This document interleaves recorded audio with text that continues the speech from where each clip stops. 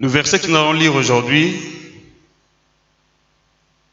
se trouve dans Éphésiens chapitre 5, verset 23 jusqu'à 27. Voilà, le verset que nous allons exploiter par la grâce de Dieu. Alléluia. Alors, prions tous que le Seigneur, par la grâce de Dieu, rende disponible sa parole pour cette circonstance.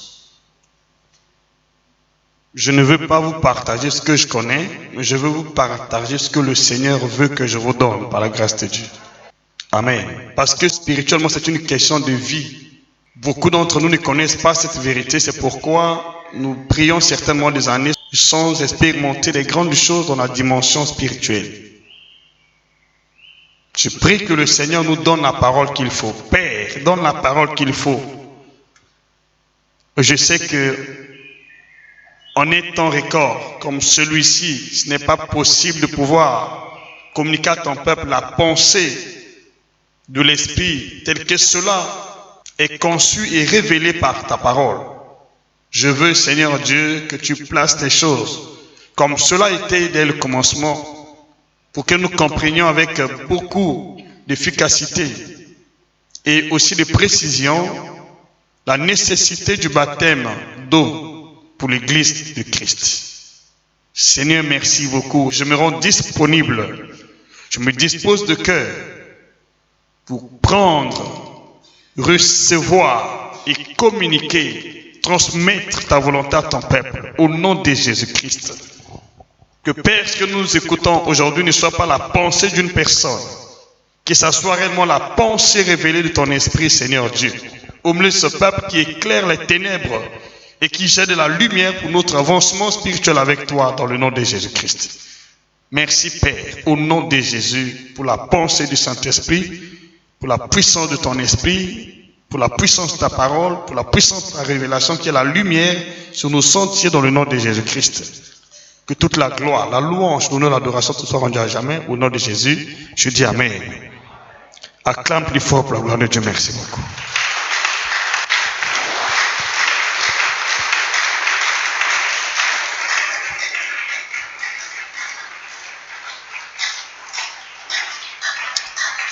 Alléluia.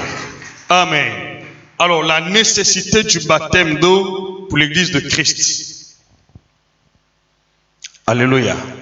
Lisons dans Éphésiens chapitre 5, commençons au verset 23 jusqu'au verset 32. Prêtons tous attention à ce que le Seigneur dit par le canal de l'apôtre Paul dans ce passage de l'Écriture. La Bible dit, car le mari est le chef de la femme, comme Christ est le chef de l'Église, qui est son corps, et dont il est le sauveur. Verset 24. Or, de même que l'Église est soumise à Christ, les femmes aussi doivent l'être à leur mari en toutes choses. Verset 25. Mari, que chacun aime sa femme, comme Christ a aimé l'Église et s'est livré lui-même pour elle. Verset 26. Afin de la sanctifier en la purifiant et en la lavant par l'eau de la parole. Verset 27. Pour faire paraître devant lui cette Église glorieuse, sans tache, ni ride, ni rien de semblable, mais sainte et irréprochable. C'est ainsi que le mari doit aimer sa femme comme son propre corps. Celui qui aime sa femme s'aime lui-même, car personne n'a eu sa propre chair, mais la nourrit en prenant soin, comme Christ le fait pour l'Église, parce que nous sommes membres de son corps. Verset 31. C'est pourquoi l'homme quittera son père et sa mère s'attachera à sa femme et les deux deviendront une seule chair. Verset 32. Ce mystère est grand. Je dis cela par rapport à Christ et à l'Église. Et on parle de Christ, on parle de l'Église. Mais on parle aussi de nous qui sommes membres du corps de Christ.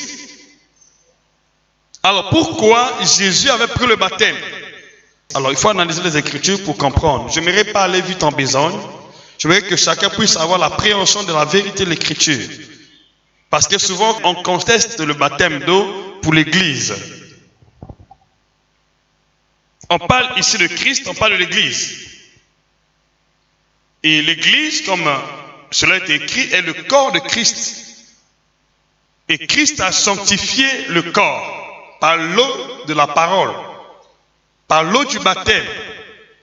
C'est le corps qui est sanctifié. Maintenant, je sais que vous avez quand même un peu de la lumière, n'est-ce pas? Commencez déjà à comprendre. C'est l'Église, corps de Christ, qui a été sanctifiée par Christ. Alors, reprenons la lecture avec la compréhension possible.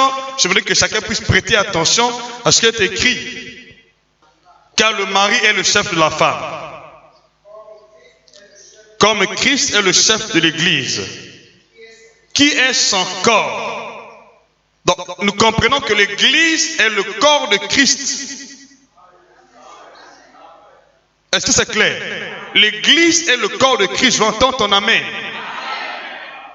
Et nous avons signifié par la grâce de Dieu ici devant vous tous que Christ est le Fils de Dieu, le oint et son onction. Pourquoi je vais poser la question dès le début? Le passage dans lequel il a dit, tu m'as formé un corps. Tu m'as formé un corps. Quel corps? Le corps de Christ, l'Église. Je veux entendre ton amen. Je veux ton amen. Tu n'as pas encore compris. Tu m'as formé un corps. C'est complexe. Tu m'as formé un corps. L'Église est le corps de Christ. L'Église a été formée. Alors je me réserve à dire beaucoup de choses. L'Église a été formée dans un ventre. L'Église est née. C'est le corps de Christ, né d'une femme. Et la femme en question était une personne humaine. Elle était aussi morte dans le péché d'Adam et Ève. Il y avait en elle le péché. Dis-moi amen avec assurance. Et le corps de Christ était formé dans son sein maternel. C'est le corps qui est né. Et c'est pourquoi, en tant qu'être humain, Jésus, il avait droit de recevoir le baptême, de passer par le baptême, pour accomplir les choses justes. Parce qu'il était venu dans le corps pour faire la volonté de Dieu, accomplir la loi et les prophètes. C'est pourquoi Jésus avait bien intérêt à se présenter au baptême de Jean-Baptiste. J'entends ton amen. Je veux très bien ton amen. Alors imaginez, nous sommes le corps de Christ, l'Église corps de Christ. Est-ce que nous avons intérêt à prendre le baptême?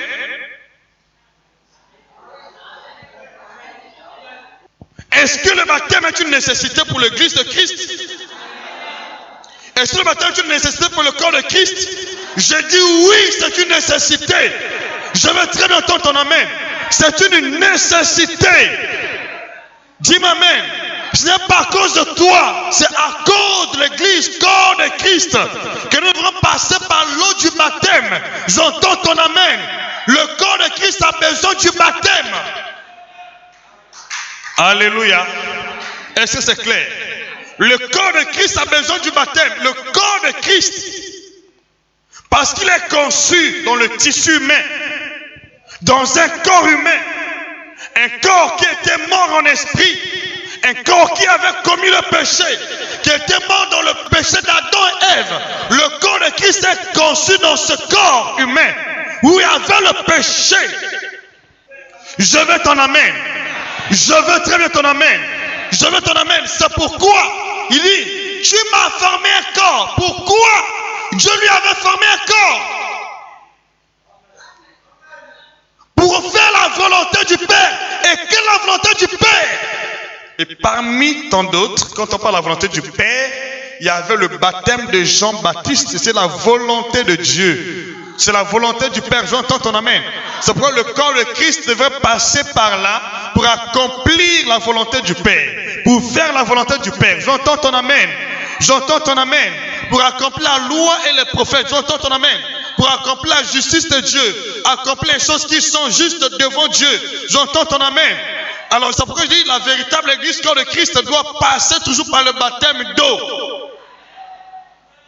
Ce mystère par rapport à Christ et par rapport à l'église, c'est un mystère. Et beaucoup ne comprennent pas ce grand mystère. C'est un mystère. Baptême d'eau pour le corps de Christ est un mystère. C'est un grand mystère. Pour ceux qui comprennent, c'est un mystère. C'est une volonté révélée qui était cachée. Le mystère, c'est quelque chose de caché qui est révélé. Ce qui est caché dans la volonté de Dieu qui est révélé. Donc le baptême, c'est un mystère. Donc tu ne peux pas comprendre le baptême aussi longtemps que tu n'as pas la révélation du corps de Christ. Pour comprendre le baptême d'eau, il faut avoir la révélation du corps de Christ. Et je me réserve de dire certaines vérités.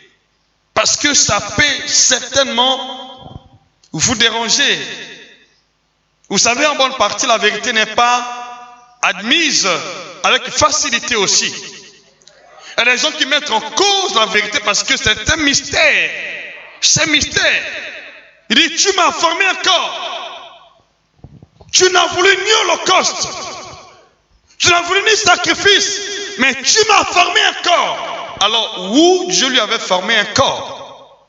Dans le sein d'une femme. Un être humain. Une femme conçue d'un père. Née des entrailles d'une femme. Et le père et la mère de Marie n'étaient pas des dieux. C'était des personnes humaines qui sont nées dans le péché. J'entends ton amen. Le corps de Marie était un corps de péché. Je t'en amène bien ici. Et Jésus était formé dans le corps du péché. Si quelqu'un dit que Marie était une femme purement sainte, c'est le mensonge. On marie avec le péché. Jésus est né dans un corps du péché. Jésus est conçu dans un corps du péché.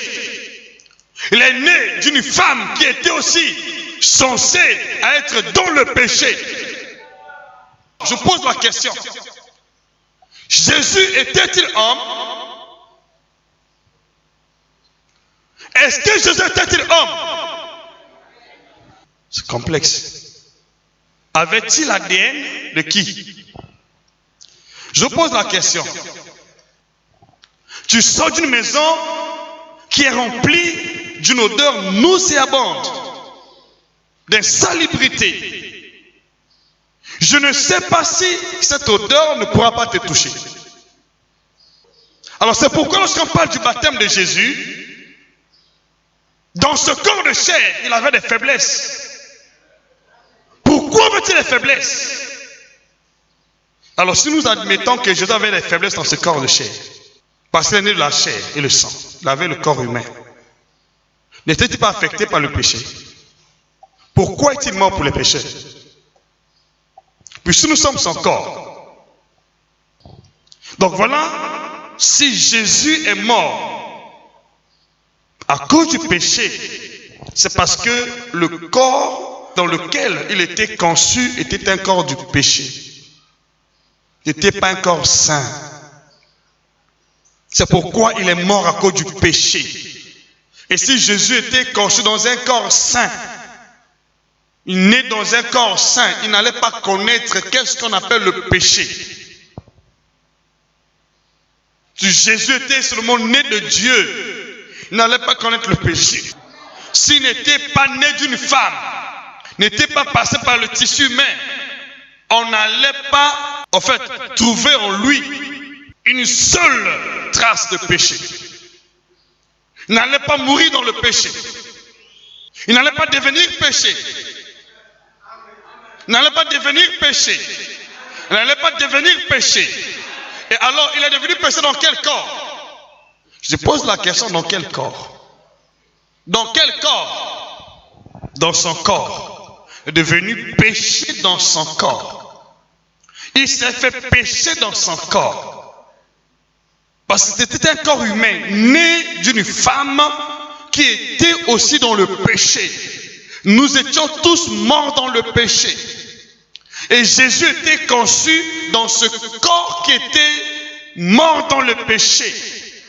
Dis-moi amen avec assurance. Étant né de ce corps du péché, alors il ne pouvait pas s'échapper du péché. Je veux entendre ton amen. Je veux très bien ton amen parce qu'il est sorti de là où il y avait le péché. Il ne pouvait pas s'échapper du péché. Il y avait les liens du péché qui avaient environné Jésus. Et je vous le dis en vérité, il était conçu sans péché.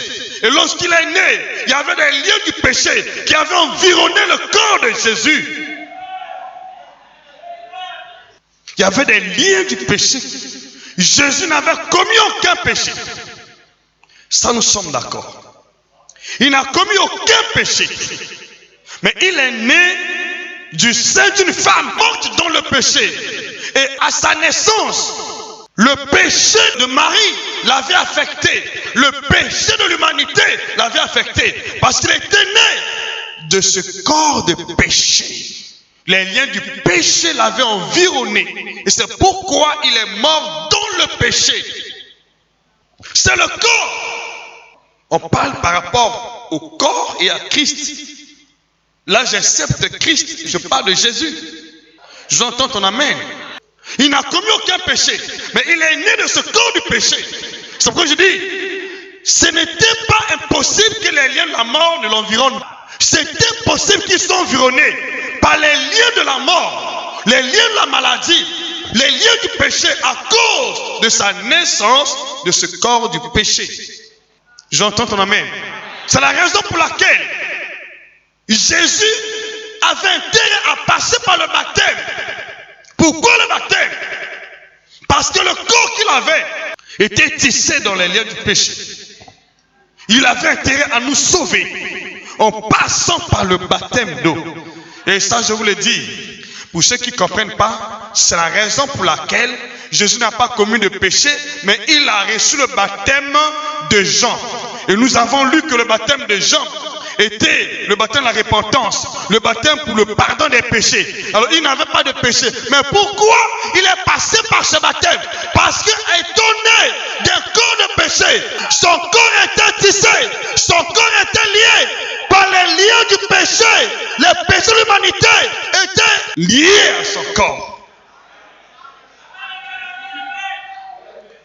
Il n'a pas commis de péché, mais il est né d'un corps qui était dans le péché. Il est sorti de ce corps qui avait le péché. C'est pourquoi il était affecté par le péché. Il était affecté par le péché. Il a pris le baptême à cause de nous, à cause du péché original. C'est pourquoi le second Adam. Le second Adam. Pourquoi? Parce que le premier Adam est mort dans le péché. Il fallait un second Adam pour expier le péché. Dis-moi amen. Dis-moi amen plus fort. J'entends ton amen. Je ton amen. Je ton amen. Je ton amen. Alors comprenez ceci. Oh, l'église est le corps de Christ. Le corps qui était conçu dans le sein maternel. Le corps qui était conçu dans le sein de Marie. J'entends ton amen. Le corps qui était né du sein de Marie. Une personne morte en esprit. Qui était affectée corporellement et spirituellement par le péché humain. J'entends ton amen. Jésus est né de ce corps-là. Étant né de ce corps, il était affecté par les liens du péché. C'est pourquoi il devait passer par le baptême d'eau pour être justifié. Je veux ton amen. Je veux très bien ton amen. Je veux très bien ton amen. Je veux très bien ton amen. C'est pourquoi tous ceux qui contestent le baptême d'eau n'ont pas la révélation de Christ. N'ont pas la révélation de Jésus. Tous ceux qui ont la compréhension de la vérité du corps de Christ passent par le baptême. Alors dans les Écritures, si une église dit qu'elle n'a pas besoin de baptême d'eau, c'est une église qui n'est pas avec Christ. Chaque église, corps de Christ, doit passer par le baptême d'eau. Parce que Jésus, c'est le modèle. C'est la tête de l'église. Bon, explique-moi, je ne sais pas comment la tête est affectée. Toi, le corps, tu n'es pas affecté. Dites-moi, comment la tête est affectée, mais le corps n'est pas affecté. Comment la tête est baptisée, mais le corps n'est pas baptisé. Mais j'espère lorsqu'on descend dans les eaux du baptême, on ne descend pas par la tête.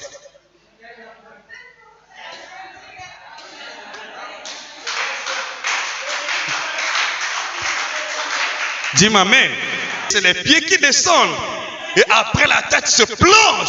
Donc je peux dire avant que la tête se plonge, le corps était déjà plongé. Je veux ton amen. Comprends l'importance du baptême d'eau pour l'église. C'est un mystère. Qu'est-ce que ce mystère fait? Qu'est-ce que ce mystère fait? Pourquoi beaucoup de gens marchent? Mais ils ne peuvent pas se repentir véritablement. Ils ne peuvent pas marcher avec Jésus. Ils ne peuvent pas avoir la crainte de Dieu. Parce qu'ils ne comprennent pas le mystère du baptême d'eau pour l'église. Jésus n'a pas sanctifié l'église par la prière, ni par les jeûnes. Non, il a sanctifié par la parole, par le baptême d'eau, afin de la faire paraître devant Dieu. Cette église, sans tache, sans défaut, ni ride, c'est par le baptême d'eau. J'entends ton amen. Je très bien ton amen. Je très bien ton amen. Je très bien ton amen. Comprends pourquoi nous devons passer par l'eau du baptême. Parce que c'est un mystère. Jésus notre Seigneur n'a pas eu un autre moyen pour sanctifier l'église, purifier l'église, pour la faire paraître devant Dieu, sans tache et sans défaut. Cette église glorieuse, il fallait passer par le baptême d'eau. Le corps a besoin du baptême d'eau. Le corps de Christ a besoin du baptême d'eau. Le corps de Christ a besoin du baptême d'eau. Parce que ce corps de Christ était né d'une femme morte dans le péché.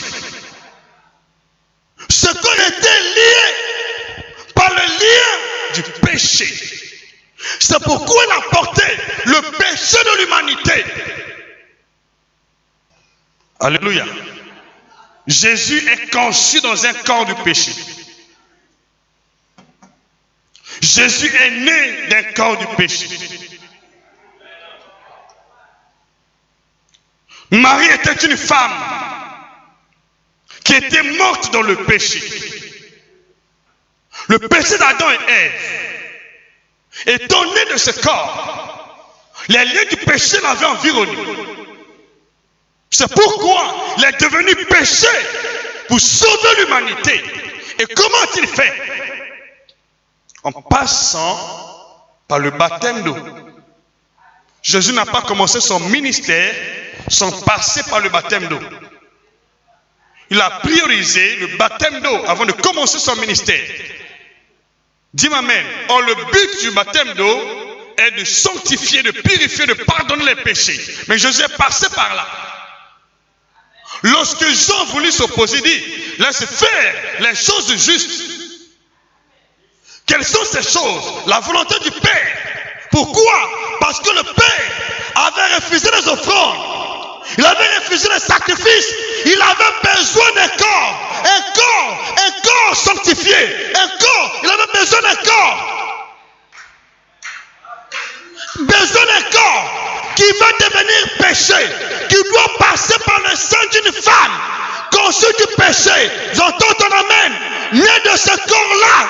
C'est ce corps qui deviendra pour Dieu un sacrifice éternel, un sacrifice agréable. C'est ce corps qui peut pardonner tous les péchés parce qu'il connaît l'opprobre du péché. Je t'en amène. Je t'en amène. Tant que vous ne comprenez pas que le baptême d'eau est un mystère, vous n'apparaîtrez jamais devant le Seigneur sanctifié. Le baptême d'eau prépare les l'église à la rencontre de l'époux. Comment? Pourquoi le baptême prépare l'église à la rencontre de l'époux? Quelle est son importance finalement? Qu'est-ce que le baptême peut produire dans l'église? Qu'est-ce que le baptême apporte dans une église? Qu'est-ce que le baptême apporte? Puisque le baptême prépare le retour du Seigneur, prépare l'épouse à la rencontre de l'époux. Quelle est l'importance du baptême d'eau? Qu'est-ce que le baptême d'eau fait? Qu'est-ce qu'il apporte? Qu'est-ce qu'il apporte dans une église? Je suis en train de vous donner les bases. Parce qu'il y a beaucoup de gens qui pensent que le baptême d'eau est absurde. C'est un baptême dépassé. Il n'est pas dépassé.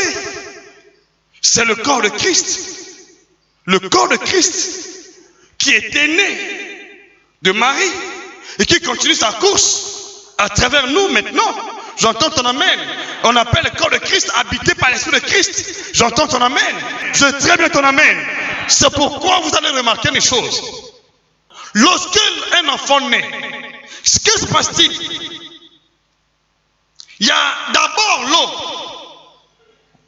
Il y a le sang. Vous connaissez les mamans sont ici. Je veux ton amen.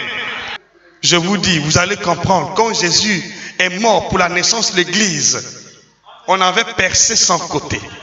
Il y a eu le sang qui est sorti. Il y a eu l'eau qui est sortie. Je veux entendre ton amen. Je veux ton amen ici. Je veux ton amen. Je veux ton amen. Il y a eu le sang, il y a eu de l'eau. Quand on a percé son côté, il y avait eu le sang, il y a eu de l'eau. Il y a eu le sang, il y a eu de l'eau.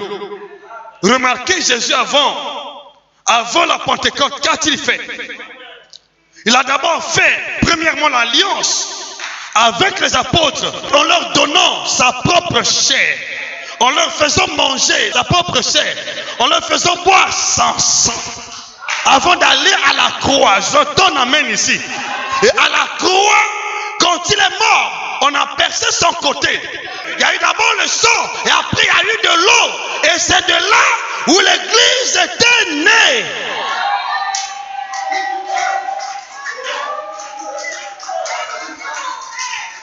Quand l'église est née, elle n'avait pas de vie.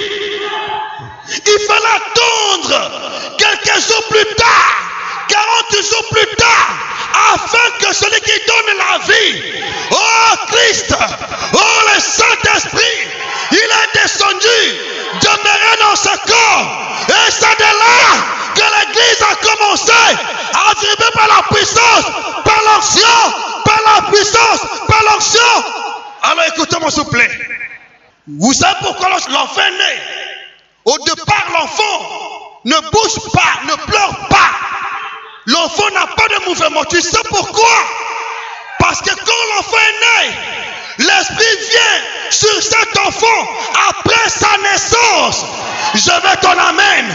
Je veux ton amen. Je veux ton amen. Je veux ton amen. L'Esprit n'est pas conçu dans le sein maternel. Non, l'Esprit est envoyé par Dieu. C'est Dieu qui envoie l'Esprit. C'est Dieu qui envoie l'Esprit.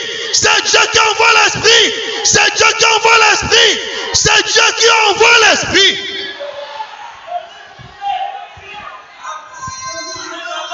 C'est pourquoi quand une personne meurt, que se passe-t-il? L'Esprit repart auprès de Dieu, le Père, qui l'a envoyé. Le corps se décompose en poussière. Dis-moi amen. Mais l'âme va soit dans la mort, le séjour de mort, ou dans le paradis, selon ton appartenance à Dieu. Si tu appartiens à Dieu, ton âme va au paradis. Et tu n'es pas de Dieu, l'âme va en enfer.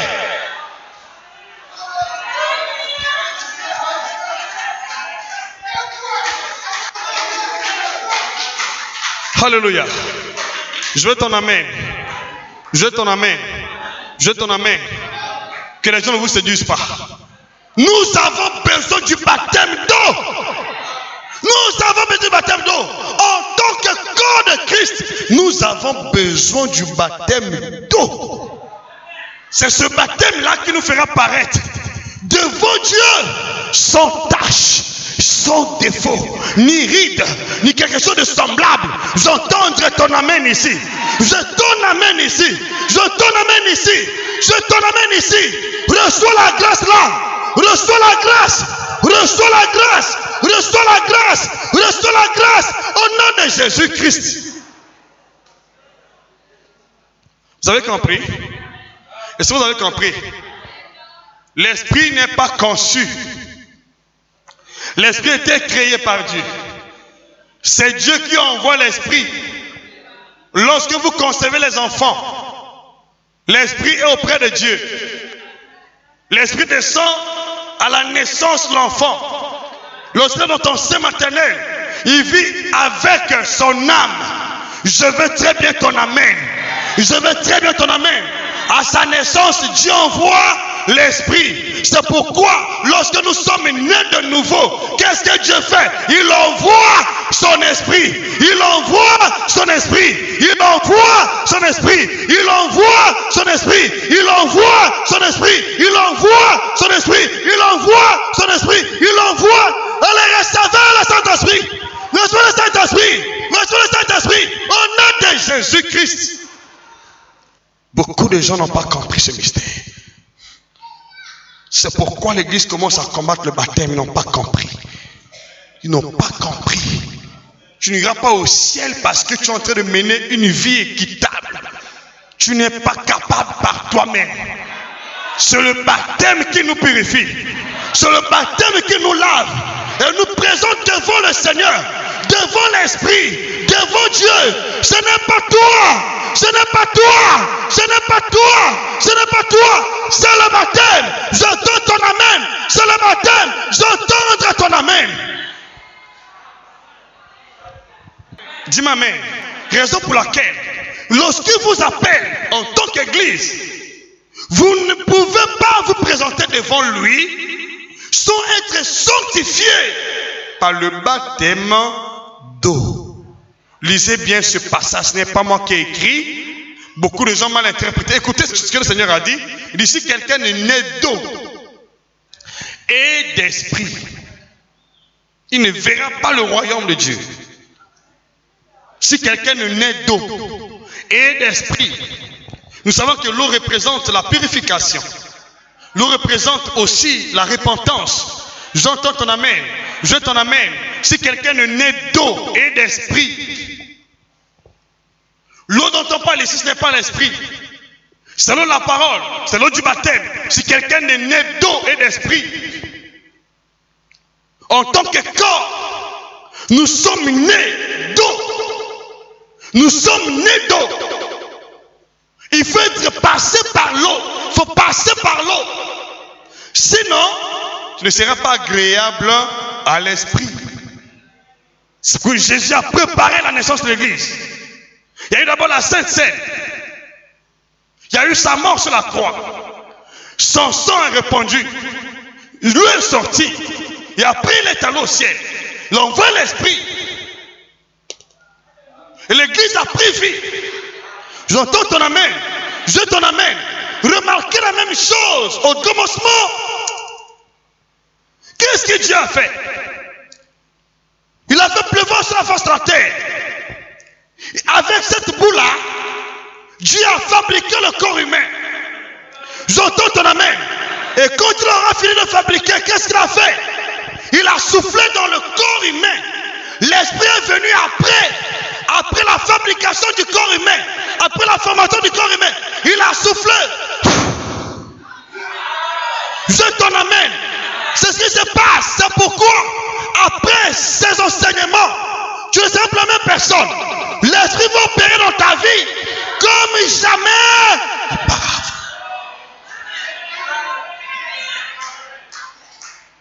Acclame plus fort, merci.